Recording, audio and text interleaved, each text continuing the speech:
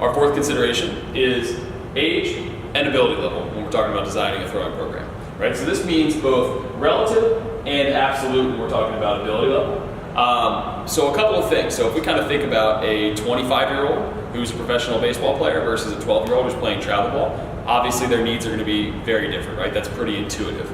But also when we're talking about within an age group, it can be very different. If we have a high school senior who's a stud, throws 95 miles an hour, and then we have a high school senior who maybe is new to baseball or just isn't at that high of an ability level, he throws 75 miles an hour, their programming needs are going to be very different, right? With the guy who throws 95, we're going to be more conservative in our program. We're going to try to keep him healthy because he's obviously in line to, at the very least, get a college scholarship and probably make a bunch of money at some point. So we need to make sure we can keep him healthy enough to kind of keep developing and kind of get him on the right track if he isn't already. With the guy who throws 75, we're going to be pretty aggressive in our programming because obviously if he doesn't kind of get on the right track pretty quickly, he's not going to have a shot to continue playing baseball. So we need to kind of be pretty aggressive with our program. So this means a couple of things. He needs to get pretty strong pretty quickly if he isn't already, and we need to be pretty aggressive with our high output throwing. Whereas the guy who throws 95 may not have that many high output days, maybe once a week or so. The guy who throws 75 is probably going to have 2 high output days a week, and we're going to be pretty aggressive with our throwing and our lifting.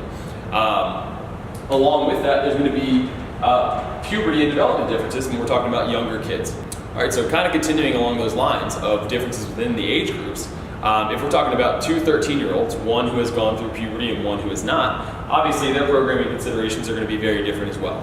Right? The 13-year-old who has not gone through puberty yet is not going to have the ability to put on significant amounts of muscle mass like the 13-year-old who has gone through puberty will. So we're going to train them differently because even if hypertrophy could be useful to both of them, only one of them is going to actually be able to take advantage of that, right? So we'll train the kid who has not gone through puberty for strength. We'll continue to kind of hammer on good movement patterns and those kind of things to kind of set him up for when he does go through puberty, being able to just kind of get right into the program. Whereas the 13-year-old who's already gone through puberty, we can kind of help him put on significant amounts of muscle mass and help him get bigger and stronger than he already is.